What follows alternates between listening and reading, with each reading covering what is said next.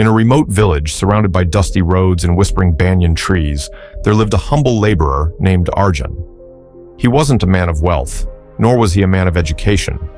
He had rough hands and a sun-darkened face, the kind that told stories of years spent carrying bricks, digging trenches, and sweating beneath a merciless sky.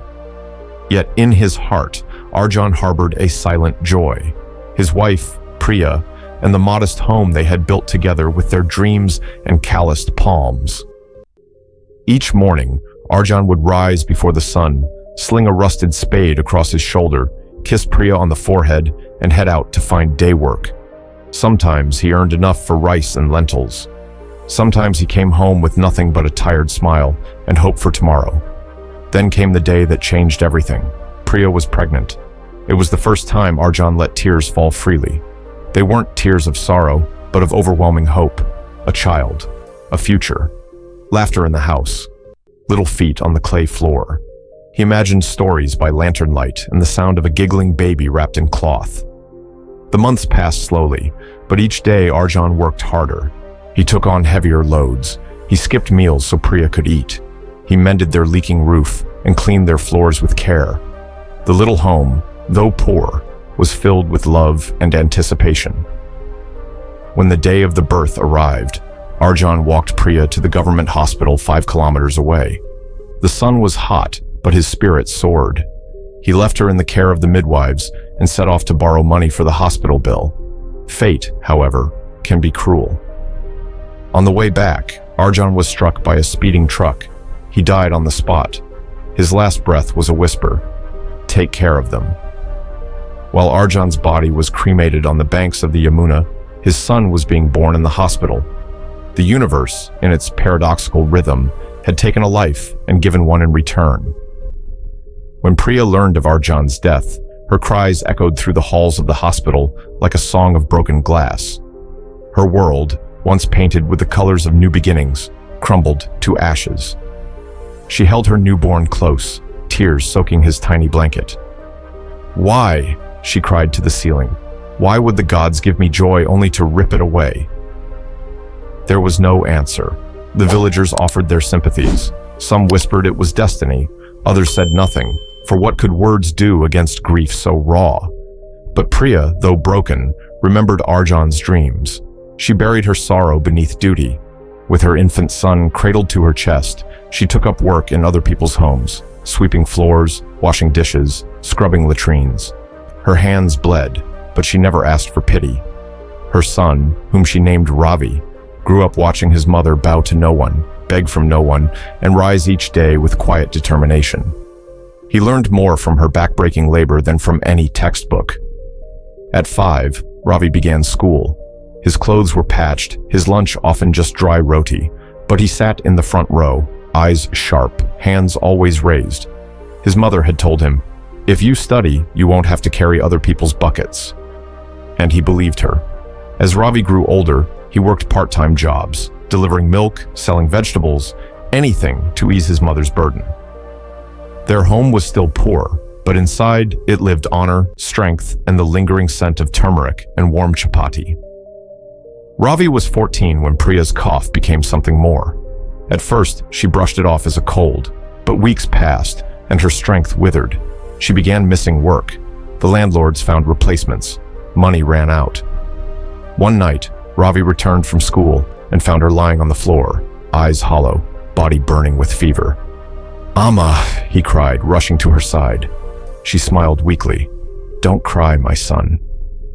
He ran to the nearby clinic, begged the doctor to come, but they wanted fees, money, something Ravi didn't have. Desperate, he remembered his mother's teachings: never beg, work, try, endure. He returned with borrowed medicine, but it was too late. Priya held his hand one last time.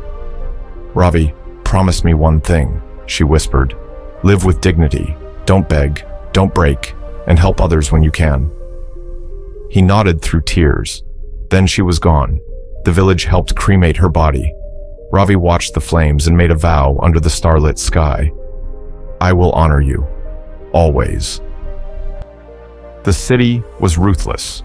Every day began before the sun rose and ended long after it had set. The young man, now growing into adulthood, had enrolled himself in a government college. The fees were affordable, but life outside the classroom wasn't. Rent, books, food, transport. Everything cost money, and he had very little of it. He worked 2 jobs, one as a waiter at a roadside tea stall during early mornings, and another as a cleaner in a cloth warehouse in the evening. In between, he ran to class with borrowed notebooks and a growling stomach. The pain of hunger had become an old companion, something he no longer complained about, but simply acknowledged, like a scar he had grown used to carrying. But beneath the exhaustion was purpose, a fire that would not go out. He remembered the vow he had made to his mother. He remembered the glass of milk from the kind stranger. He remembered the days of walking barefoot to school in the village and the tears he had wiped from his eyes without anyone to console him. These memories weren't weights, they were wings, and so he pushed on. One day, after completing a long shift at the warehouse, he felt strange, lightheaded, dizzy. He tried to sit and rest, but the world tilted. Darkness crept in from the corners of his vision. He collapsed. When he woke up, he was in a hospital bed. Fluorescent lights buzzed above him. His throat was dry, and an IV line dripped slowly into his arm. A nurse noticed his eyes flicker open and called the doctor. A man entered, dressed in a white coat, but with eyes that carried kindness. "You fainted from exhaustion," he said gently. "You've been overworking. No proper food, no sleep. Your body gave out." The young man tried to sit up, panic rising in his chest. I can't afford this. I didn't ask for help," he said quickly. The doctor smiled, placed a hand on his shoulder and said, "Rest. You're not being punished for being tired." Over the next 3 days, the doctor checked on him often. They talked about life. The young man explained his story, his mother's death, the village, the vow to never beg, and the anonymous kindness of a woman who once gave him milk and food. The doctor listened quietly, sometimes nodding, sometimes closing his eyes in thought. On the 4th day, the doctor came with a small file. Inside was the medical bill. The young man braced himself, but when he opened the folder, his mouth fell open. The total was barely enough to buy a meal in a restaurant. "Sir, there must be a mistake." "No mistake," the doctor replied. "You reminded me of someone I once knew, a boy who never gave up." The young man didn't know what to say. He bowed deeply, hands trembling. "When I needed help once," the doctor continued, "someone helped me. And I promised I would do the same. We're just continuing the chain." Tears welled in the young man's eyes. It wasn't just kindness. It was the circle of compassion, one good deed returning in another form. When he left the hospital, his body was still tired, but his spirit was unshaken. And now it carried something new, gratitude. That night, under a sky full of stars, the young man whispered to the wind, "One day, I'll do for someone what you did for me." He didn't know how, but he knew he would. He had failed before, fallen many times, but he would rise again. And the journey was far from over. Years passed.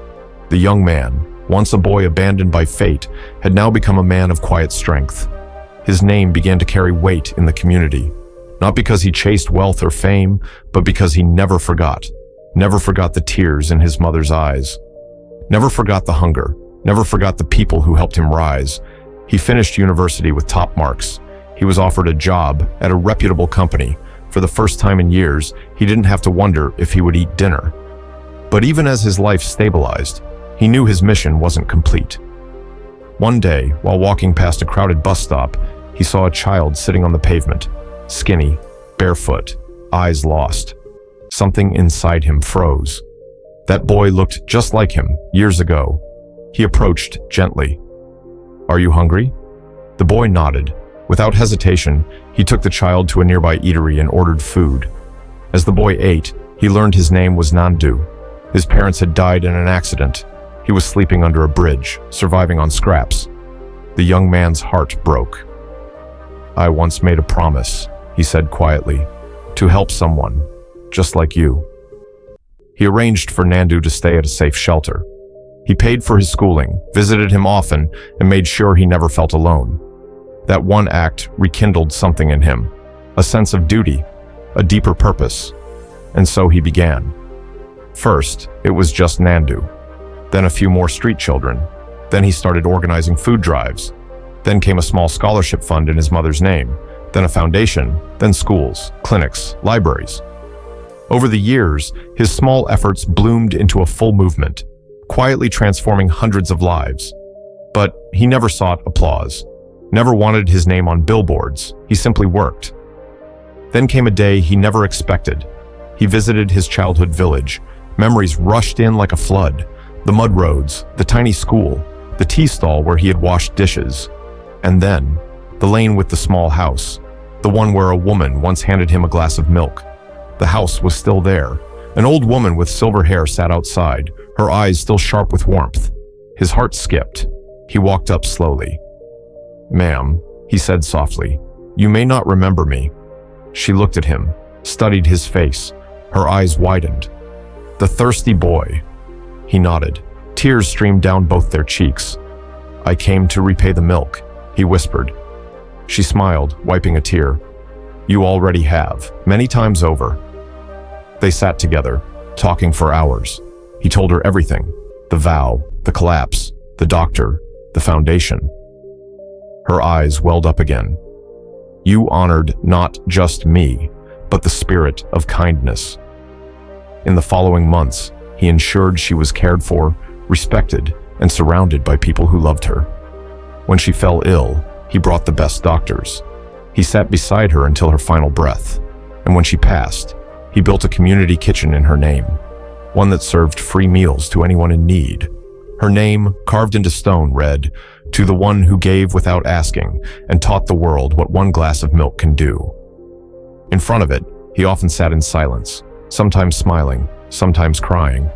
He knew now, one act of kindness had changed his world, and now he would spend the rest of his life doing the same for others.